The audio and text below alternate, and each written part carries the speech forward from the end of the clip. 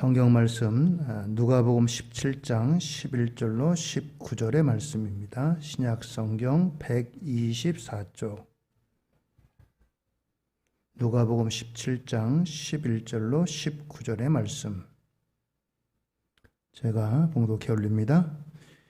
예수께서 예루살렘으로 가실 때에 사마리아와 갈릴리 사이로 지나가시다가 한 마을에 들어가시니 나병 환자 10명이 예수를 만나 멀리 서서 소리를 높여 이르되 예수 선생님이여 우리를 불쌍히 여기소서 하거늘 보시고 이르시되 가서 제사장들에게 너희 몸을 보이라 하셨더니 그들이 가다가 깨끗함을 받은지라.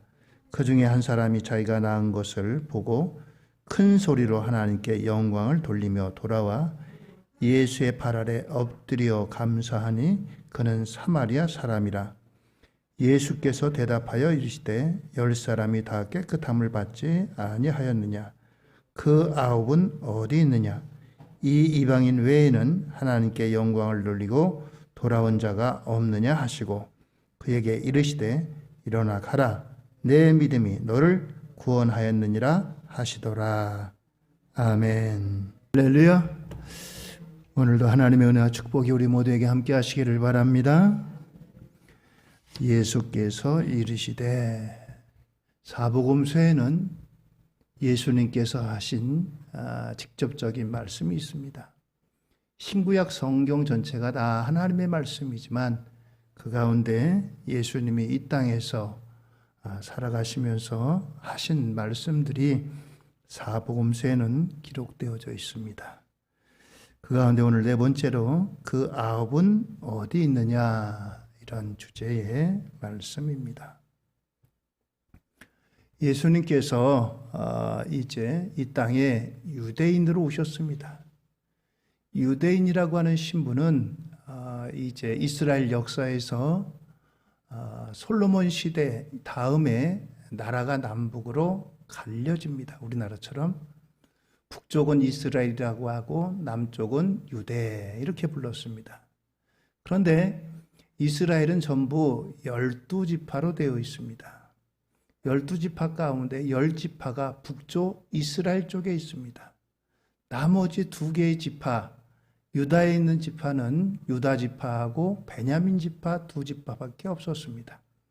그런데 이 북쪽 이스라엘과 남쪽 유다로 갈라지면서 그들이 각기 우상을 숭배하면서 나라가 기울어지고 북쪽 이스라엘이 먼저 멸망을 했습니다. 북쪽 이스라엘이 망하면서 북쪽 이스라엘을 점령한 아수르라고 하는 나라가 북쪽 이스라엘에 있는 백성들을 여기저기로 흩었고 또 다른 쪽에 있는 사람들을 이 이스라엘 쪽으로 다 건너오게 해서 사람들을 섞어버렸습니다. 국제결혼을 시켰습니다. 그렇게 해서 2세, 3세 사람들은 자기 국적도 또 자기 민족도 불분명한 사람들이 돼가지고 그 사람들을 통틀어서 나중에 뭐라고 불렀냐면 사마리아 사람 이렇게 불렀습니다. 이 사람들은 이스라엘도 아니고 이방인도 아닌 어정쩡한 사람들입니다. 나중에 이스라엘이 역사가 좀 더 지나가지고 회복이 돼가지고 남조 유다도 망했다가 다시 돌아왔습니다. 70년 만에 돌아와가지고 그래도 유다 쪽은 혈통을 지키고 신앙을 지키고 이렇게 순수성을 지켰습니다. 그런데 사마리아 사람들은 이스라엘도 아니고 아닌 것도 아니고 그러면서 정체성을 잃어버리고 신앙도 함께 잃어버렸어요. 그래서 유다 사람들은 이 사마리아 사람들을 자기네 동족으로 여기지 않고 마치 이방인같이 취급하고 그 사람들과 이제 교제도 하지 않았습니다. 그래서 그쪽 지역은 일부러 돌아서 지나갔어요. 그쪽 지역은 지나가지 않는 게 유대 사람들입니다. 그런데 예수님이 오셔가지고 이제 사마리아 지역으로 지나가십니다. 보통 유대 사람 같으면 안 다니는데 그쪽 지역으로 지나가시다가 10명의 나병 환자를 만납니다. 나병 환자를 만나는데 이 나병 환자들은 버림받은 사람들입니다. 그래서 사람들과 같이 섞어 살 수 없고 자기들만이 따로 이제 집단촌을 이루고 그렇게 살아갑니다. 길 가다가 어쩌다가 사람을 만나면 자기들의 얼굴을 가리고 신분을 가리고 소리를 질러야 됩니다. 뭐라고 질르냐? 그 사람들을 일반 사람들 향해서 이제 자신들이 나병 환자인 것을 나타내기 위해서 이제 거룩하지 못함을 그들에게 말해야 됩니다. 그래서 저 사람들은 나병 환자구나. 그것을 일반 사람들이 알고서 피해가게끔 자기들이 그렇게 소리를 질러야 합니다. 그래서 이 사람들은 이렇게 떨어져 있는 것입니다. 저주받은 인생이고 하나님들로부터 버림받고 사람들로부터도 버림받은 사람들이 바로 나병 환자들입니다. 그런데 이 나병 환자들이 어디서 들었는지 예수님에 대한 소문을 듣고 이 예수님이 자신들이 살고 있는 이 지역을 지나가시는 것을 이제 우연하게 바라본 겁니다. 이 기회가 지나가면 언제 또 예수님을 만날지 알 수도 없습니다. 나병 환자들은 예수님을 향해서 소리를 지릅니다. 13절에 보니까 소리를 높여 이르되 예수 선생님이 우리를 불쌍히 여기소서. 소리를 지릅니다. 우리를 불쌍히 여기소서. 멀리 서서라고 했죠. 자, 그런데 이 말씀을, 이 이야기를 듣고 예수님께서 그들에게 말씀하십니다. 14절입니다. 보시고 이르시되 가서 제사장들에게 너희 몸을 보이라 하셨더니, 그렇습니다. 가서 제사장들에게 너희 몸을 보이라. 나병 환자가 되는 것은 일반 사람이 나병이 들어가지고 진찰을 하고 이것을 판정하는 게 제사장입니다. 제사장의 몸의 여러 증상을 보고 당신은 나병 환자다. 아니면 아니다. 피부병이다. 이것을 판정합니다. 반대로 나병 환자가 몸이 나아서 깨끗하게 회복되었을 때도 이것을 판정하는 것은 제사장이 판단합니다. 예수님이 제사장에게 보이라는 것은 너희들 몸이 나았으니까 너희들 정상이니까 가서 보이고 정상 판정을 받으라. 이 말씀입니다.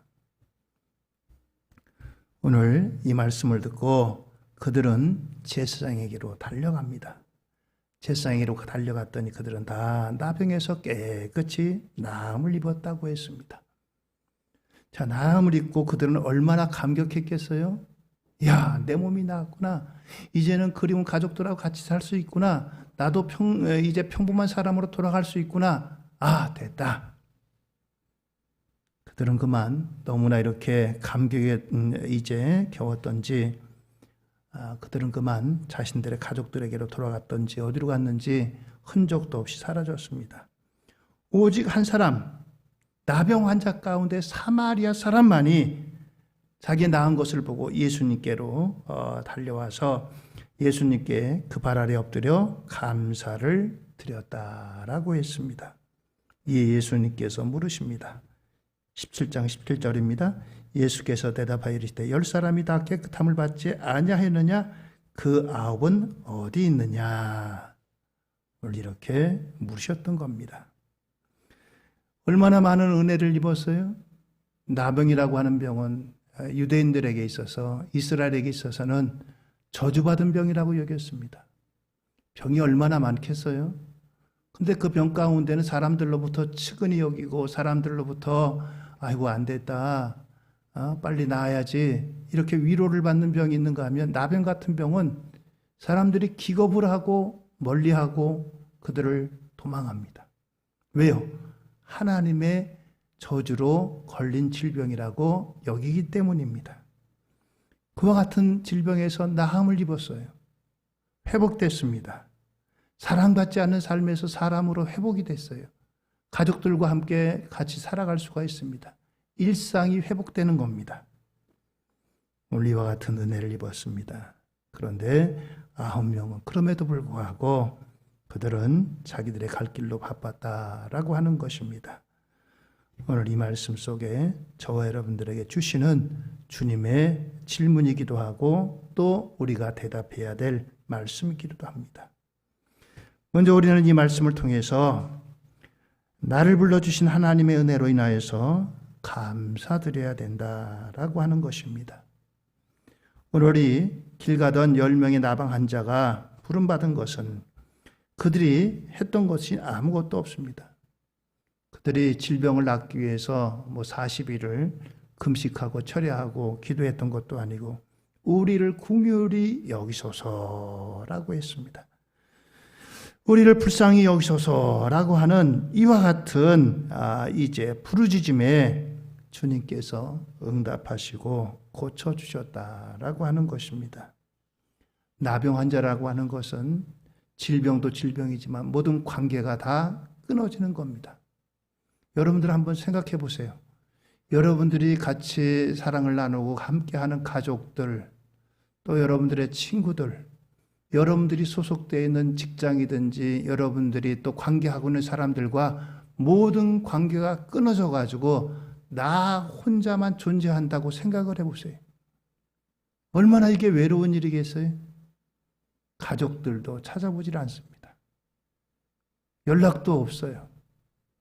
친하게 지내던 친구들도, 이웃들도, 또 내가 함께 일하던 사람들, 동료들도 어느 누구도 나에게 관심을 주지 않습니다.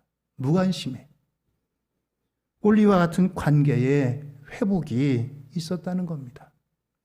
나병으로부터의 회복은 단지 육체적인 질병의 고통에서의 회복만 아니라 관계의 회복이 선행된다는 겁니다.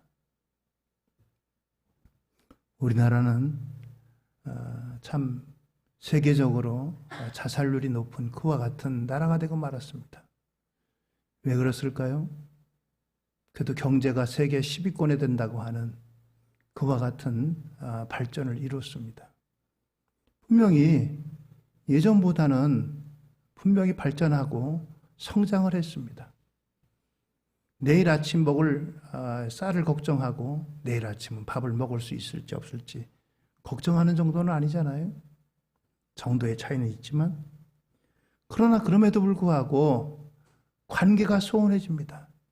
옛날에는 경제적으로 힘들어도 대가족이 같이 모여가지고 살을 맞대고 방 한 칸에 많은 사람들이 3대 4대가 같이 살고 그렇게 살아도 이런 일은 있지 않았어요.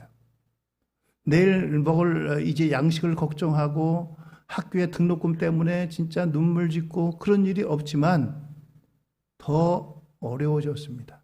관계가 단절돼요. 여러분들 1인 가구가 우리나라에 거의 50%가 넘는다고 합니다. 혼자는 사는 사람이 많대요. 연세가 들어가지고 혼자 되신 분도 있고 또 미혼 남녀들이 혼자 살기도 하고 뭐 이런저런 이유로 다 혼자 사는 나홀로 가구가 50%에 이른대요. 이와 같은 곳에서 관계가 소원해집니다. 아무도 돌보는 사람 없습니다. 내 아픔을 알아주고 위로해주는 사람 없습니다. 그러다 보니까 이렇게 자살률이 높은 겁니다. 오늘 이들이 관계가 회복된다는 사실이 오늘 이 시작은 나병 환자 10명이 멀리서 예수님을 바라봄으로 시작됩니다. 12절입니다. 한 마을에 들어가신 나병 환자 10명이 예수를 만나 멀리 서서 예수님에게로 가까이 갈 수가 없는 사람입니다. 삭개오 같이 세리장도 예수님에게로 가까이 가서 달려가고 자기 집으로 영접하고 모시고 그러는데 이 나병 환자들은 가까이 접근할 수조차 없어요. 접근할 수도 없습니다. 멀리서 바라볼 수밖에 없어요. 한계가 있었던 것입니다. 그런데 오늘 그들이 회복이 됐어요. 고침을 받고 회복되어 예수님께 온 사마리아인의 모습이 16절에 말씀합니다. 예수의 발 아래 엎드려 감사하니 그는 사마리아 사람이라. 사마리아 사람이라. 사마리아 사람들, 예수님은 유대인입니다. 유대인이 사람으로 여기지 않고 경멸하고 이방인들보다 더하게 그렇게 경멸하던 사람인데 사마리아 사람이 예수님에게 엎드려 살해했다라고 하는 것입니다. 관계가 회복되었기 때문입니다. 육신적인 관계뿐만 아니라 민족적인 관계, 사마리아인이라고 버림받고 외면당했던 사람들이 예수님의 발 아래 엎드릴 만큼 그들이 회복됐다는 것입니다. 여러분들 복음이 들어오면서 제자들에게 복음이 이제 그들에게 말씀하시고 성령이 임하면 너희가 예루살렘과 유대와 사마리아와 땅끝까지 이런 내 증인이 되라 말씀하셨습니다. 그 전에 유대인들은 사마리아 땅에 지나가지도 않았어요. 사마리아 사람들 보면 외면하고 돌아갔습니다. 그런데 예수님이 이 사마리아도 회복되고 관계를 회복시키는 그러한 땅으로 삼으셨던 겁니다. 오늘 이와 같이 예수님의 이와 같은 나병 환자들의 고침은 단지 질병의 고침뿐만 아니라 관계의 회복, 민족적인 회복, 이와 같은 것들을 가져오셨다라고 하는 것입니다. 전에는 죄의 권세 아래 저주받았던 그와 같은 사마리아인들이 오늘 예수님으로 인해서 회복되고 그들에게도 복음이 임하고 그들에게도 이와 같은 관계가 회복되는 역사가 있었던 것입니다. 갈라디아 4장 6절은 이렇게 말씀합니다. 너희가 아들이므로 하나님이 그 아들의 영을 우리 마음 가운데 보내사 아빠 아버지라 부르게 하셨느니라 말씀합니다.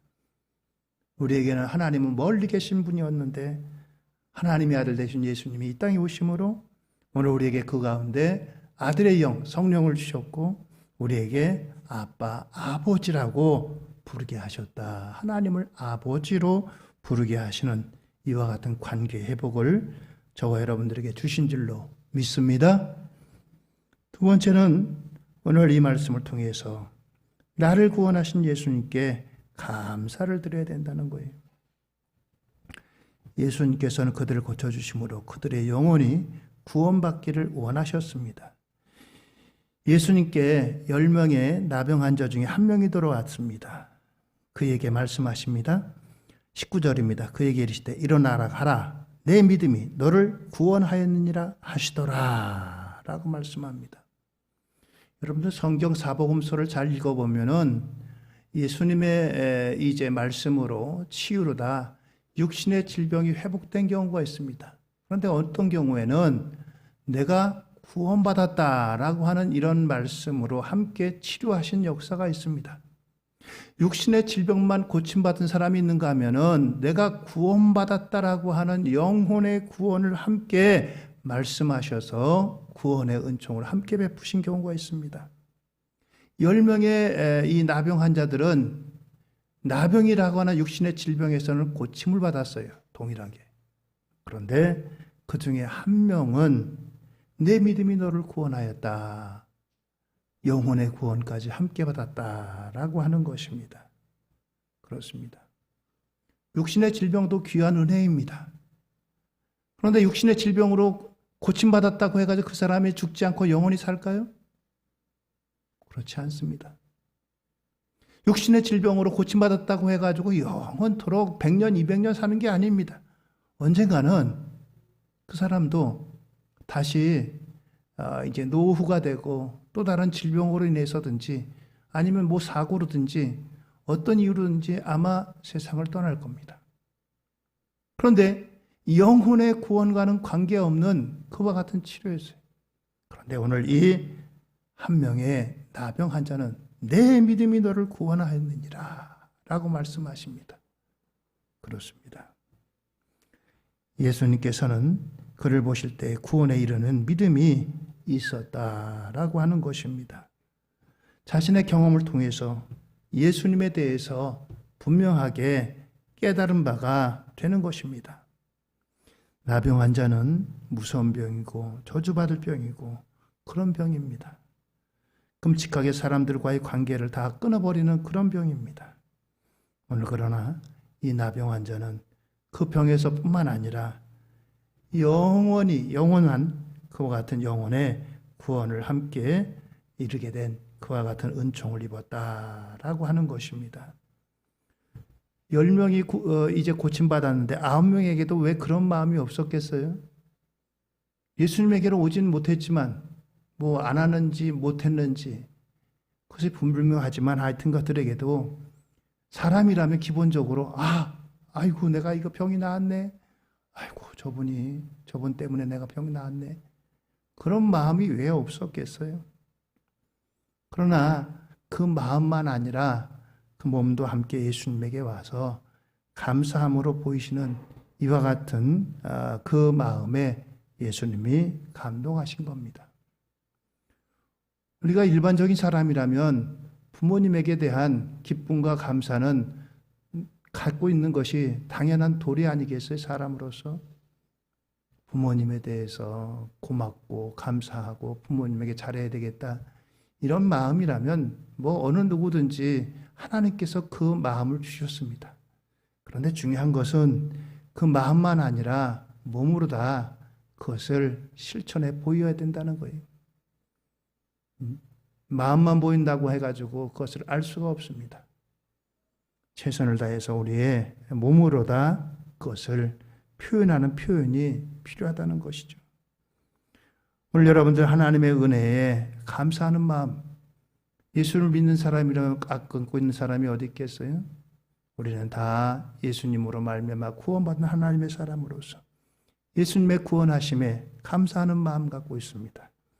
오늘 그런데 우리가 주님 앞에 나와 예배로 영광 돌리시는 것 기뻐하시고 주님께서 원하신다는 사실입니다. 우리와 같이 주님 앞에 나와서 예배로 영광 돌릴 수 있는 우리 모두가 되기를 주의 이름으로 축원드립니다.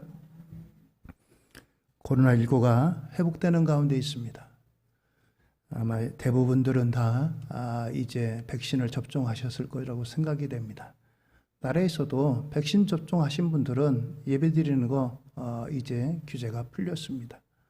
우리가 예배하는 거 여러분들 마트 가든지 시장 가든지 심지어 여러분들 백신 맞은 사람들은 2만 명, 3만 명 모여도 운동장에도 다 모이잖아요. 어느 것 하나 이제 지체되는 것이 없습니다. 오늘 예배 드리는 거 하나님 앞에 이제 코로나19로 그동안 우리가 조심했고 또 여러 가지 나라에서 또 시행하는 것도 우리가 같이 준행하고 잘 지켜왔습니다. 우리가 이제 예배하는 것도 이제 코로나19의 백신 또 이 접종으로 인해서 우리가 하나님 앞에 예배할 수 있는 저와 여러분들 우리 모두가 되기를 주의 이름으로 축원을 드립니다. 세 번째는 성도들의 감사는 하나님 한 분만으로 만족할 때에 감사할 수가 있다라고 하는 것입니다. 사람들은 감사할 조건을 찾는 경우가 많이 있습니다. 금년에 추수감사주일인데 감사할 일이 뭔가? 감사할 만한 일이 있을 때 감사한 것도 참 귀한 일입니다. 감사할 일이 있음에도 감사하는 것을 잊어버리는 경우도 적지 않게 많기 때문입니다.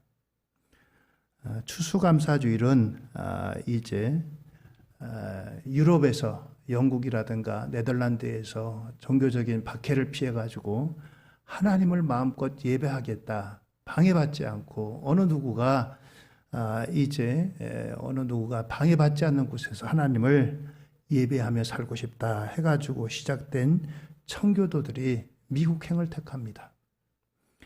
이 미국 땅에는 이 많은 사람들이 돈을 벌기 위해서 온 사람도 있고 별별 사람들이 많이 있습니다만 이들의 목적은 하나님을 예배하는 데 두었습니다. 그래서 이제 그들은 영국에서 미국으로 건너왔습니다. 66일간에 거쳐서 대서양을 건너왔습니다. 중간에 많은 사람들이 희생을 당했어요. 질병으로 또 여러 가지로 이제 희생을 당하고 어렵게 미국 땅에 도착을 했습니다. 그들이 그곳에서 정착해가지고 인디언들의 도움을 받아가지고 농사를 짓습니다. 그리고 1년 후에 추수하면서 그들이 인디언들을 초청하고 같이 기쁨을 나눴습니다. 이것이 추수감사의 시작입니다. 어렵고 힘들고 척박하고 그들이 살던 영국 땅에 비해서 모든 것이 다 척박합니다. 모든 것이 익숙하지 않습니다. 기후도 그렇고 풍토병도 그렇고 또 그 멀리 오기 때문에 힘들고 멀미하고 또 그 가운데 죽어나가고 이렇게 왔습니다. 어렵고 힘들게 농사지었어요. 겨우 수확을 거둬가지고 그걸 가지고 하나님 앞에 감사하면서 이와 같이 추수감사절에 절기가 시작된 겁니다.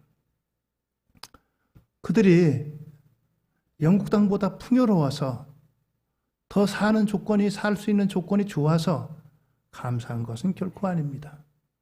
영국 땅보다 치안이라든가 또 그리고 익숙한 것이라든가 또 여러 가지 삶의 기반 같은 것들은 형편없이 그들은 불모지와 같은 데 놓여져 있습니다. 그럼에도 불구하고 그들은 감사함으로 하나님 앞에 제단을 쌓았던 것입니다. 하박국 선지자가 하박국 3장 17절에 이렇게 고백을 합니다.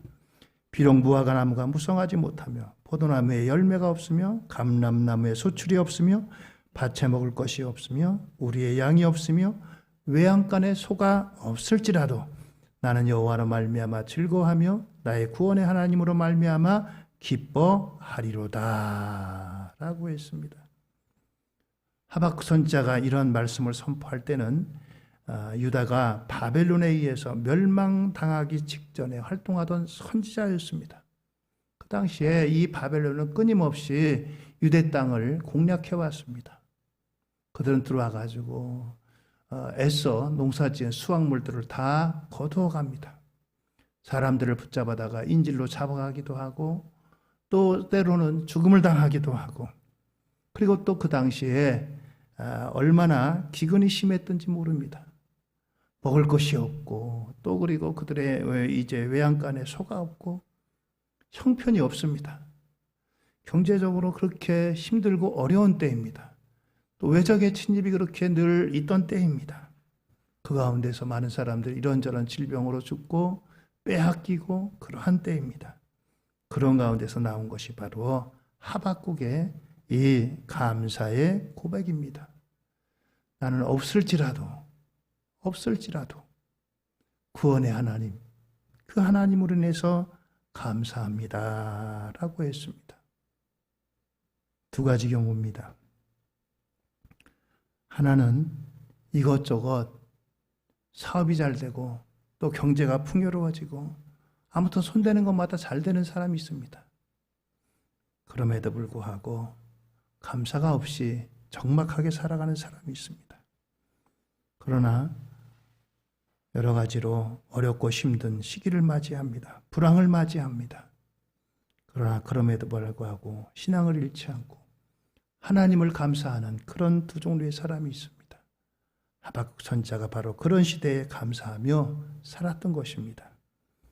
오늘 저와 여러분들의 오늘은 어떻습니까? 하박국 선지자의 극심한 기근 가운데도 또 외적의 침입 가운데도 생명이 살고 죽느냐는 이러한 절박한 때에도 하나님으로 인해서 구원의 하나님으로 감사하겠다라고 했습니다. 없음에도 불구하고 부족함에도 불구하고 감사하는 사람이 있는가 하면은 풍족함에도 불구하고 감사를 모르는 한 사람이 있습니다. 오늘 10명의 이 나병 환자들이 고침을 받았다고 했습니다. 나병 환자가 고침받은 것은 바로 우리의 모습입니다. 죄로 말미암아 죽어야 마땅한 우리들이 하나님의 아들 되신 예수님으로 우리는 구원을 받습니다. 오직 예수 그리스도의 십자가의 보혈로 우리는 구원받은 사람들입니다. 우리가 해야 될 것은 하나님 앞에 감사하는 삶입니다. 우리의 몸으로 또 우리의 입술로 감사하며 구원의 하나님으로 감사했던 하박국 선지자의 감사를 오늘 우리의 감사로 삼으시는 저와 여러분들 되기를 바랍니다. 오늘 이것이 주님을 영화롭게 하고 기쁘시게 하는 그와 같은 삶입니다. 이것을 여러분들 꼭 어떤 물질적인 것만 관계하지 마세요. 주님께서는 오늘 우리의 몸으로 드리는 이와 같은 것을 무엇보다도 기뻐하시고 원하신다는 겁니다. 한 명은 어디 있느냐? 10명이 구원받았는데 9명은 보이지 않는구나. 주님께서 오늘 이와 같이 부르셨던 것입니다. 오늘도 추수감사절을 앞두고 저와 여러분들 주님 앞에 감사함으로 우리의 몸으로 마음으로 우리의 정성을 다해 함께 주님 앞에 참여하는 우리 모두가 되기를 예수님의 이름으로 축원드립니다. 할렐루야. 기도하시겠습니다. 하나님 아버지 은혜와 사랑을 감사합니다. 오늘도 우리에게 주의 말씀으로 권면함을 받습니다. 주님, 주님께서 허락하신 주의 크신 사랑과 은혜를 받은 우리 모두 감사함으로 영광 돌리게 하여 주옵소서. 한 사람이 주님 앞에